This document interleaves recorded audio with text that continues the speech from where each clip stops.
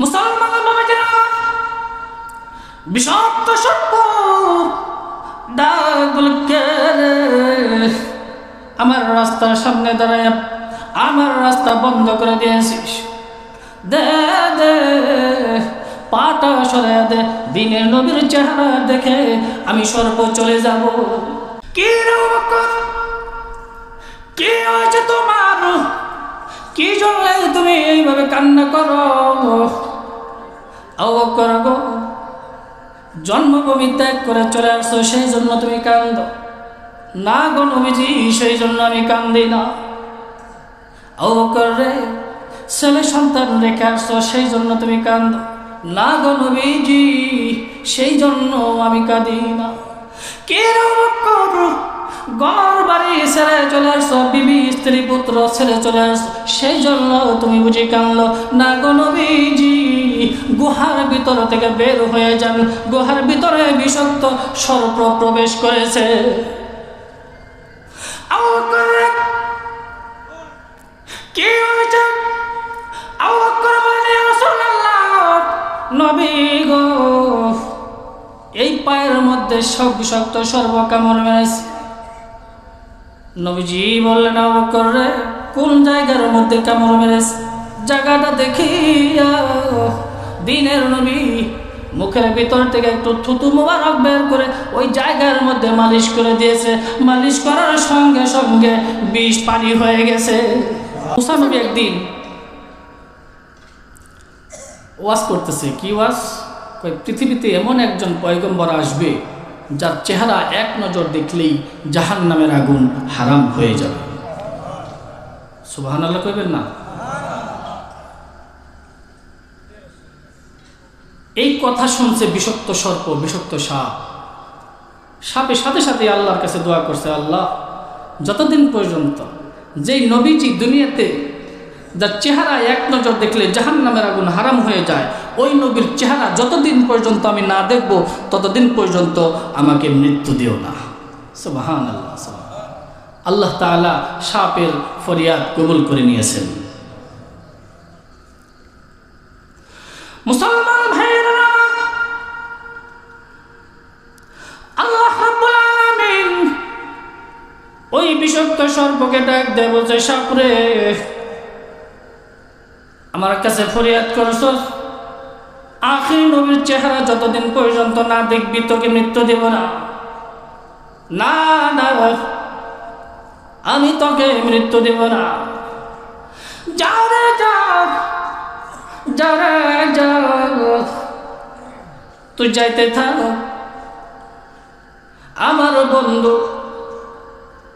আমার বন্ধু মক্কা নগর থেকে মদিনায় হিজরত করবে।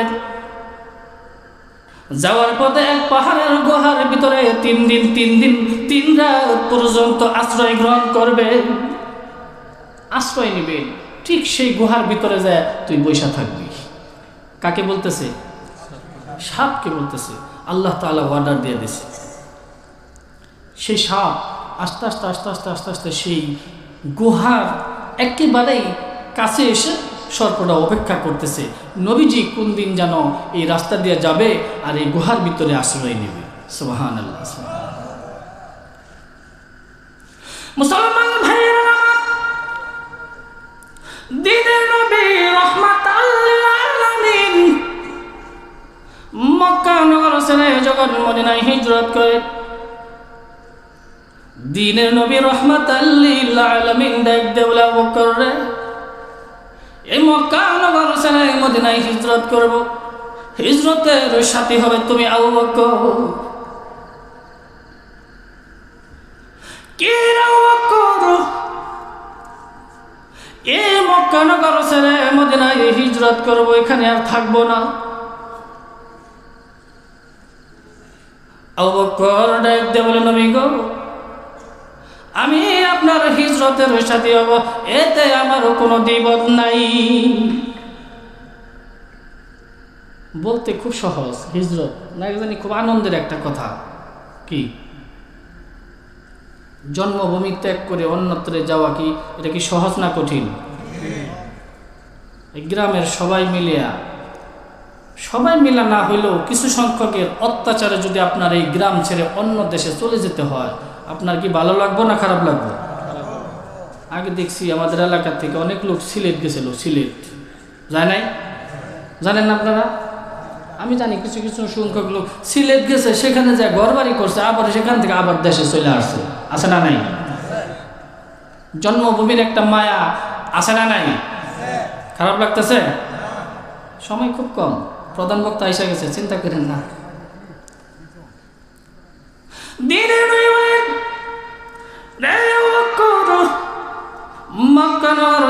মদিনায় হিজরত করব। আবু বকর কিন্তু জিজ্ঞাসা করে নাই কোন দিন যাবেন, কোন দিন যাবেন। সেদিন থেকে আবু বকর আর বিছানার মধ্যে পিঠ লাগায় না। একদিন, 2 দিন, 3 দিন, 1 মাস, 2 মাস, 3 মাস, 6 মাস হয়ে গেছে, দিনে নবী মক্কা নগরের মদিনায় হিজরত এখনো করে নাই। প্রতিদিন হযরত আবু বকর রাতের খাবার খাইয়া দরজার মধ্যে পিঠ লাগাইয়া দাঁড়ায় থাকে। প্রতিদিন তার বিবি ডাক দেয়, বলে স্বামী গো, প্রতিদিন আপনি এই বিছানার মধ্যে পিঠ না লাগাইয়া দরজার মধ্যে পিঠ লাগাইয়া দাঁড়িয়ে থাকেন, কি জন্য দাঁড়িয়ে থাকেন তো আপনি বলেন না। বিবি প্রতিদিন জিগায় যে স্বামী আপনি ঘুমান না, প্রতিদিন রাত্র জাগরণ করে দরজার মধ্যে পিঠ লাগায় দাঁড়িয়ে থাকেন, কারণটা কি? হযরত আবু বকর বলেন যে না, আমি এই কথা বলতে পারবো না। 6 মাস পর দিনে নবী রাহমাতাল লিল আলামিন মক্কা নগর ছেড়ে মদিনায় হিজরত করবেন। হযরত আলীকে ডাক দিয়ে বলে, আলী রে, আজকে রাত্রে আমি মক্কা নগর ছেড়ে মদিনায় হিজরত করব। হযরত আলী ডাক দিয়ে বলে, নবী গো, আপনার হিজরতের সাথী কি আমি আলী হতে পারি? দিনে নবী বলেন, রে আলী, না না, হিজরতের সাথী হবে আমার আবু বকর, তুমি আলী হিজরতের সাথী হতে পারবে না। হযরত আলী ডাক দিয়ে বলে, নবী গো, তাইলে কি আজকে রাত্রের জন্য আমি কোনো উপকারে আসতে পারি না? দিনে নবী বলেন, রে আলী, আলী রে, তুমি যদি কোনো উপকারে আসতে চাও তাইলে একটা কাজ করো, আমার বিছানার মধ্যে চাদর পরে আছে, বিছানার উপরে চাদর পরে আছে, চাদরটা গায়ে দিয়ে আমার বিছানার মধ্যে শুয়ে পড়ো। বিছানার মধ্যে শুয়ে পড়ো। লা ইলাহা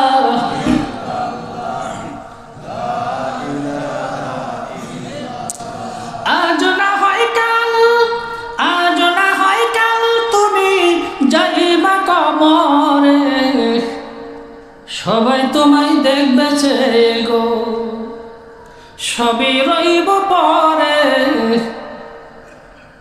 সবাই তোমায় দেখবে গো।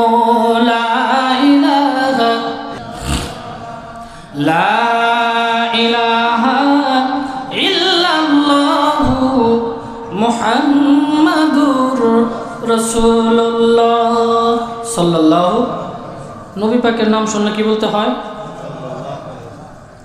জিবরাইল ফেরেশতা এসে নবীকে ডাক দিয়ে বলতেছেন, হুজুর, আপনার উম্মতের আপনার নাম শুনে সাল্লাল্লাহু আলাইহি ওয়াসাল্লাম বলে না এরা ধ্বংস হয়ে যায়। হুজুর আকরাম সাল্লাল্লাহু আলাইহি ওয়াসাল্লাম এই কথাটাকে আমিন বলে সমর্থন করছেন। কত বড় একটা ভুল হয়ে যাবে আমরা যদি নবী পাকের নাম শুনি সাল্লাল্লাহু আলাইহি ওয়াসাল্লাম না বলি, ঠিক কিনা? এটা কি শুধু ওয়াজের মধ্যেই? সব জায়গায় যেখানে আমরা নবী পাকের নামের উচ্চারণ শুনবো সাল্লাল্লাহু আলাইহি ওয়াসাল্লাম বলেন। মুসলমান ভাইয়েরা, দিনের আলী রে, কোন উপকারে আসতেছাস? ওই যে বিছানার উপরে আমার চাদর পরে আছে, চাদরটা গায়ে দিয়ে বিছানার মধ্যে শুয়ে যাও। হযরত আলী মনে মনে ভাবতেছে, এটা ভালো একটা দায়িত্ব, অনেক বড় একটা দায়িত্ব। কেমন? আমি নবীজির বিছানার মধ্যে যখন চাদর মোড়াতে ঘুমায় যাব, শুয়ে পড়ব, এই মক্কা নগরের কাফের বেঈমানেরা নবীজির ঘরের দরজাটা ভেঙে ভিতরে ঢুকবে, ঢুকবে দেখবে বিছানার মধ্যে যেন কে শুয়ে আছে। ওরা মনে মনে ভাববে এটাই বুঝি মুহাম্মদ সাল্লাল্লাহু আলাইহি ওয়াসাল্লাম ঘুমিয়ে আছে। আর দেরি করবে না, আমি চাদরের ভিতরে থাকা অবস্থায় আমাকে দুনিয়ার থেকে বিদায় করে দেবে। হয়তোবা আমি শহীদ হওয়ার বিনিময়ে আমার নবীজি নিরাপদে মক্কানগর থেকে মদিনায় হিজরত করবে। এটা হযরত আলী মনে মনে চিন্তা করতেছে যে এটাই বুঝে আমার জন্য সবচেয়ে ভালো একটা কাজ।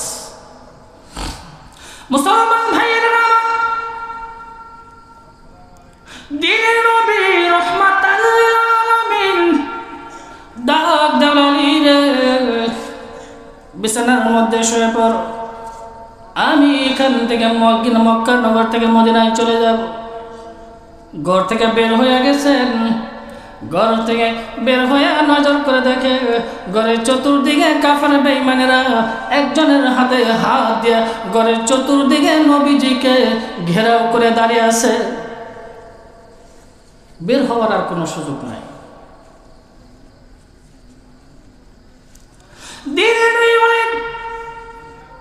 আল্লাহ গো, তোমার হুকুমে মক্কা নগর ছেড়ে মদিনায় হিজরত করব, আমি তো রাস্তা পাই না। চতুর্দিকে কাফের বেঈমানেরা ঘেরাও করে দাঁড়িয়ে আছে। ও আল্লাহ, কেমন করে আমি যাব গো আল্লাহ? আল্লাহ রাব্বুল আলামিন ডাক দেয়, বলে বন্ধু রে, এক মুষ্ঠ বালু হাতে লও, হাতে লইয়া সূরা ইয়াসিনের কিছু আয়াত তেলাওয়াত করে বালুর মধ্যে দম ফালাও, এরপরে তুমি উপরের দিকে নিক্ষেপ করে দাও। দিনের নবী রাহমাতাল লিল আলামিন এক মুষ্ঠ বালুর মধ্যে সূরা ইয়াসিনের কিছু আয়াত তেলাওয়াত করে বালুর মধ্যে দম ফালাইয়া ফু দিয়া যখন আকাশের দিকে নিক্ষেপ করে দিয়েছে, সমস্ত বালিগুলো কাফের বেঈমানদের চোখের ভিতরে ঢুকাইয়া দিয়েছে। চোখের ভিতরে ঢুকাইছেন কে? আল্লাহ। পারেন কি পারেন না? আল্লাহ অর্ডার করতে দেরি হইতে ইন্নামা আমরুহু ইযা আরাদা শাইআন আইয়াকুলা লাহু কুন ফায়াকুন। আল্লাহ তাআলা বলতে দেরি হতে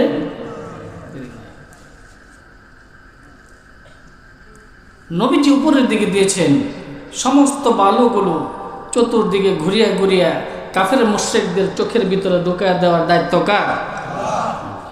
আল্লাহ বলেন, হে বন্ধু, তুমি তো উপরের দিকে নিক্ষেপ করেছ, নিক্ষেপ করার দায়িত্ব তোমার, সমস্ত কাফেরদের চোখের ভিতরে ঢুকায়া দেওয়ার দায়িত্ব হলো আমি আল্লাহর। চোখের ভিতরে বালু গেলে কি ভালো লাগে? ডলতে ডলতে কি এর হাত ধরবো, হাত ধরা তো জোরে কথা, হাতটা ঝেপকি মেরে ফেলে এই মন ডলা ডলতেছে, ডলতে ডলতে কাফের মুশরিকেরা অন্ধ হয়ে গেছে, কেউ কেউ কিছু দেখতে পারতেছে না। ইতিমধ্যে নবীজি এদের মাঝখান দিয়ে চলে গেছে।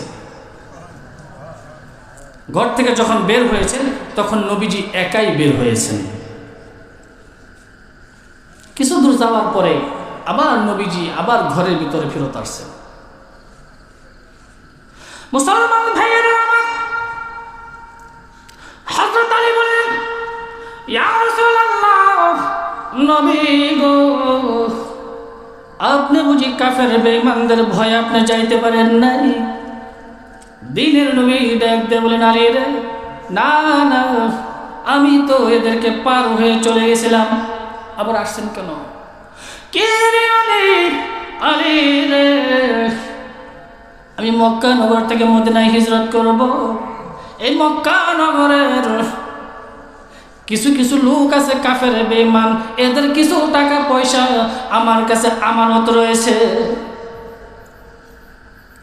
কে রে আলী?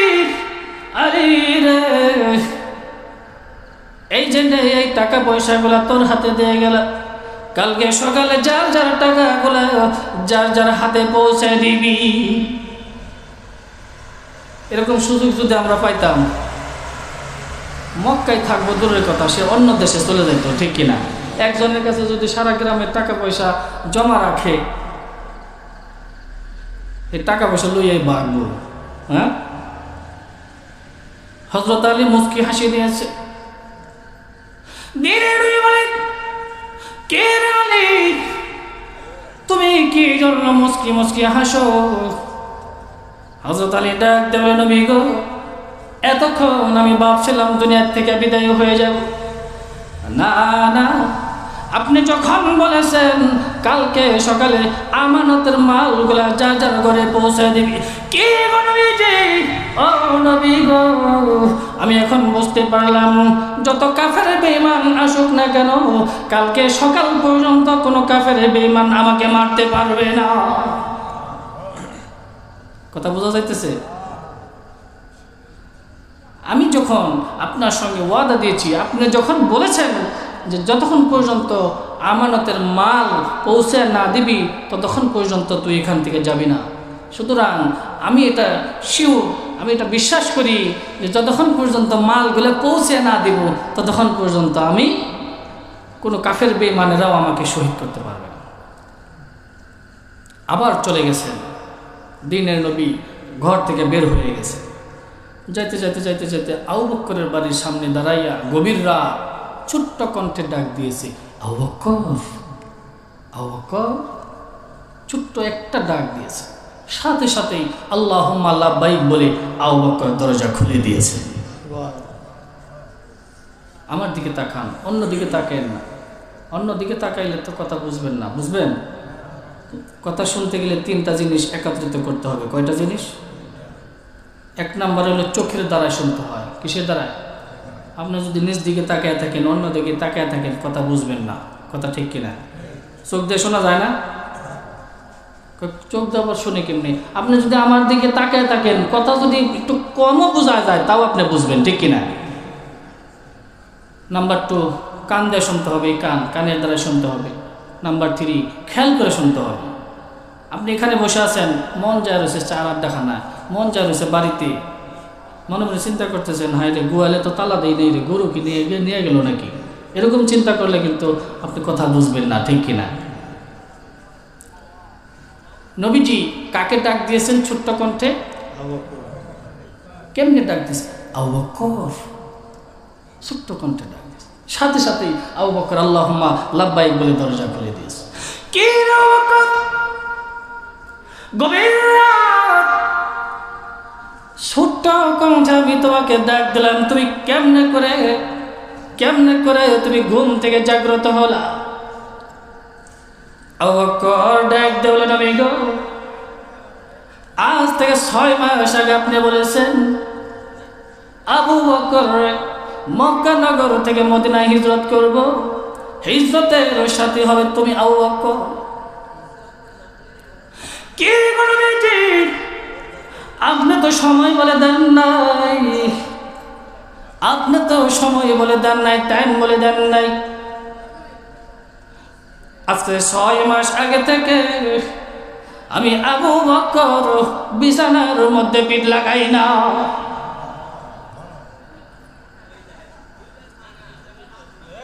নবীজির বিবি ছিলেন একজন আম্মা জান আয়েশা রাদিয়াল্লাহু তাআলা আনহা। শুনছেন? জানেন? আম্মা জান আয়েশা রাদিয়াল্লাহু তাআলা আনহা একদিন নবীজিকে বলতেছেন, নবী গো, আপনার সাহাবীদের মধ্যে সবচাইতে বেশি নেক কে কামাই করেছেন? কার আমল নামায় সবচাইতে বেশি নেকি জমা হয়েছে?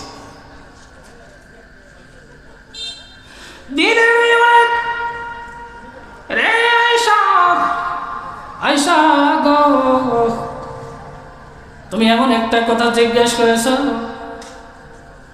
নবীজি তো জানেন যে কার নাম বললে খুশি হবে, জানেন না? নবীজি আয়েশাকে পরীক্ষা করার জন্য নামটা বলে দিয়েছে। সবচাইতে বেশি নেক কামাইছে হলো আলী, আলীর নাম বলছে। আম্মা জান আয়েশার বাবার নাম ছিলেন আবু বকর, নবীজির শ্বশুর ছিলেন আবু বকর রাদিয়াল্লাহু তাআলা। যখনই হযরত আলীর নাম বলে দিয়েছে, আম্মা জান আয়েশা খুশি না বেজার? একটু বেজার হয়েছে না? আয়েশা রাদিয়াল্লাহু তাআলা আনহা মনে মনে ভাবছেন, হয়তোবা আমি ভাবছি আমার বাবার নামটাই নবীজি বলবেন, তা না, আলীর নাম বলছে। নবীজি বুঝতে পারছেন যে আয়েশা একটু বেজার হয়ে গেছে। দিনে বলে, কে রে আয়েশা, তুমি এতক্ষণ মুচকি মুচকি হাসতেছিল, তোমার মুখটা মলিন হয়ে গেছে, বেজার হয়ে গেছে, কারণ কি? আমি বুঝতে পারছি, আমি কেন তোমার বাবার নামটা বললাম না। আয়েশা গো, শোনো শোনো, এই পৃথিবীতে কিয়ামত পর্যন্ত যত মানুষ হবে, যত মুসলমান থাকবে, সমস্ত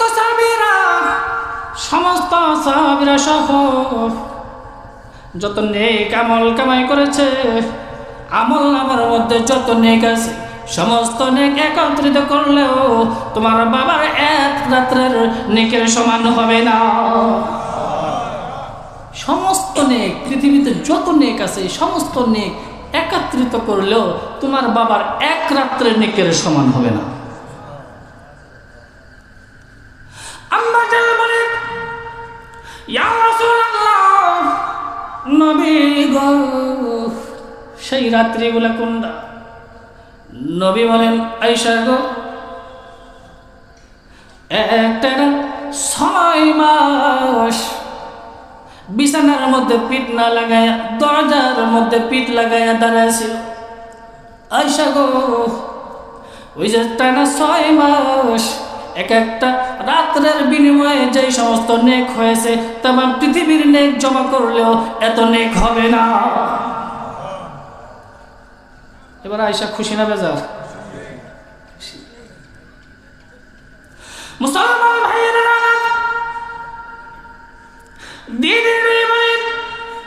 কে করো, তুমি কি ঘুমাও নাই? গভীর রাত হয়ে গেছে। হযরত আবু বকর ডাকতে বলেন, নবী গো, আপনাকে সময় বলে দেন নাই, টাইম বলে দেন নাই, মক্কা নগর থেকে মদিনায় হিজরত করবেন। আমি যদি ঘুমায়া যাই, এখানে আয়েশা যদি জুড়ে জুড়ে ডাকেন, তাহলে কাফের বেঈমানেরা তো আমাদেরকে দেখে ফেলবে। সুতরাং আমি আর ঘুমাই নাই, একদিনও ঘুমাই নাই। কে গো নবীজি? ও নবী গো, আমার বিবি প্রতিদিন আমাকে জিজ্ঞাসা করে যে কি জন্য তুমি বিছানার মধ্যে ঘুমাও না। আমি এই কথাগুলো আমার বিবির কাছে বলি নাই। কেন বলি নাই? মহিলারা একটু কথা কম রাখতে পারে পেটের ভিতরে। মহিলাদের কাছে যদি আমি বলি, আমার বিবির কাছে যদি বলি, এই কথাটা ফাঁস হয়ে যেতে পারে। কথাটা তো গোপন, ঠিক কিনা? মহিলারা দেখবেন এরা বেশি দিন পেটের ভিতরে কথা রাখতে পারে না। কথা রাখতে পারে না, এটাও একটা কারণ, এটা একটা গুণ। দেখবেন মহিলাদের গলার মধ্যে এই যে উষা হাড্ডি আছে পুরুষদের, মহিলাদের গলার মধ্যে এই হাড্ডিটা নাই।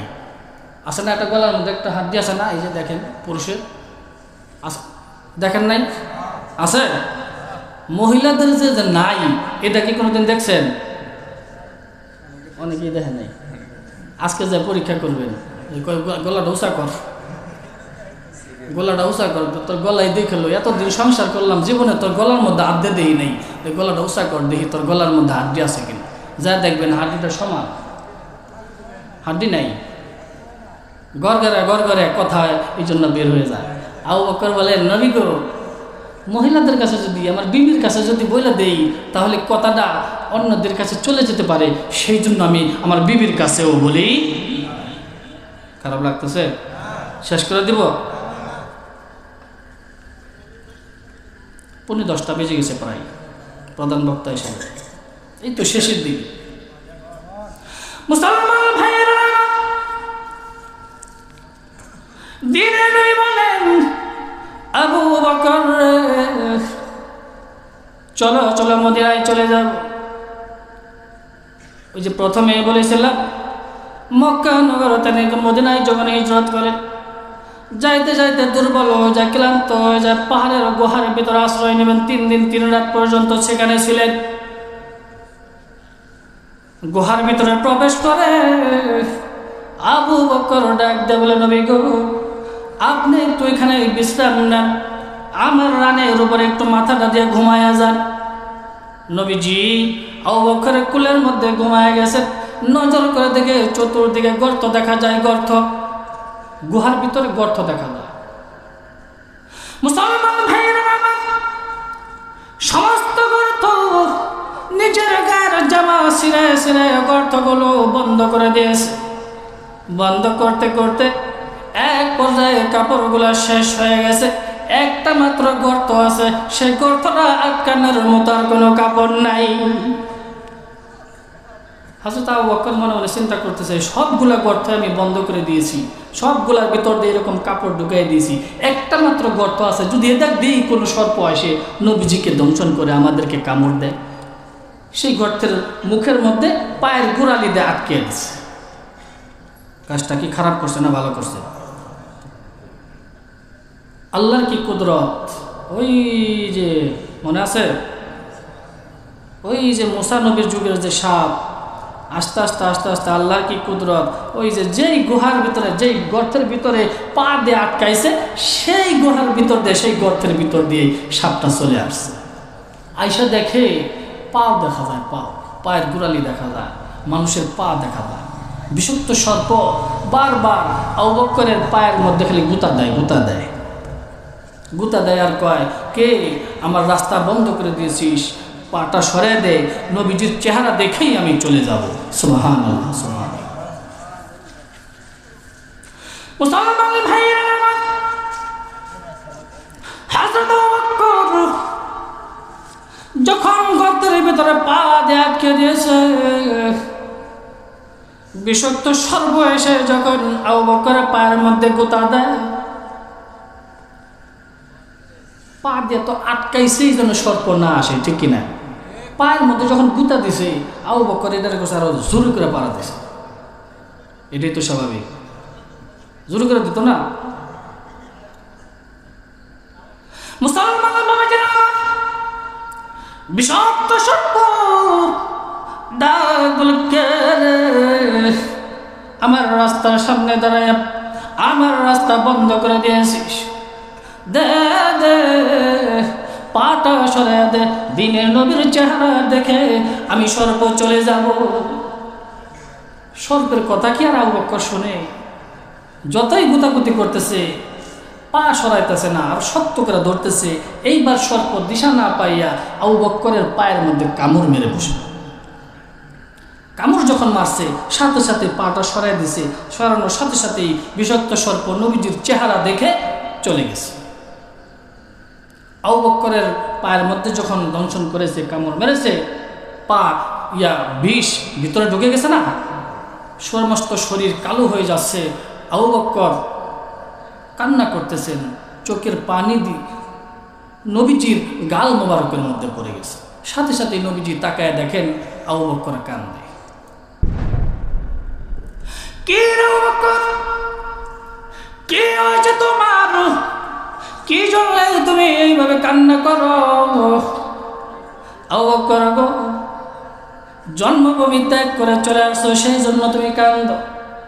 না গো নবীজি, সেই জন্য আমি কান্দি না। আবু বকর রে, ছেলে সন্তান রেখে আসছো, সেই জন্য তুমি কান্দো?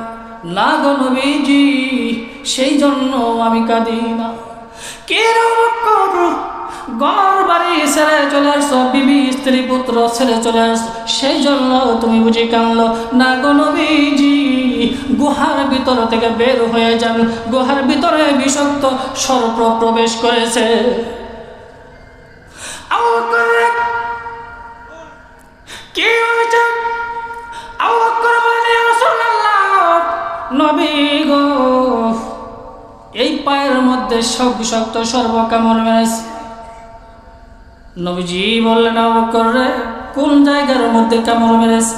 জায়গাটা দেখিয়া দিনের নবী মুখের ভিতর থেকে একটু থুতু মোবারক বের করে ওই জায়গার মধ্যে মালিশ করে দিয়েছে। মালিশ করার সঙ্গে সঙ্গে বিষ পানি হয়ে গেছে, বিষ পানি হয়ে গেছে। নবীজি যদি থুতু মোবারক মালিশ করে, বিষ পানি হবে কি হবে না? বলেছিলাম সমস্ত নবীদেরকে যতগুলো গুণ, যতগুলো মুআজিজা দিয়েছেন, সব গুণ, সমস্ত মুআজিজা একত্রিত করিয়া আমাদের নবীকে দান করেছেন। সুবহানাল্লাহ। সেই নবীর উম্মত হতে পেরে আমরা খুশি না বেজা?